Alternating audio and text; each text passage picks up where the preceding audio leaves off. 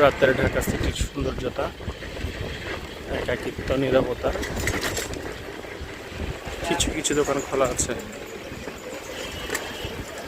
এই সময়। দিনের বেলা যদি কেউ ভ্রমণ করতে যায় যানজটের জন্য অতিষ্ঠ হয়ে যায়, আর পক্ষান্তরে এই সময়টা সেই তুলনায় বেশ কমফোর্টেবল, কারণ এই সময় রাস্তায় বেশি পরিমাণ গাড়ি থাকে না এবং ওয়েদারও খুবই সুন্দর থাকে। মাশাআল্লাহ, আলহামদুলিল্লাহ, খুবই ভালো লাগছে। আল্লাহর একটা রহমত।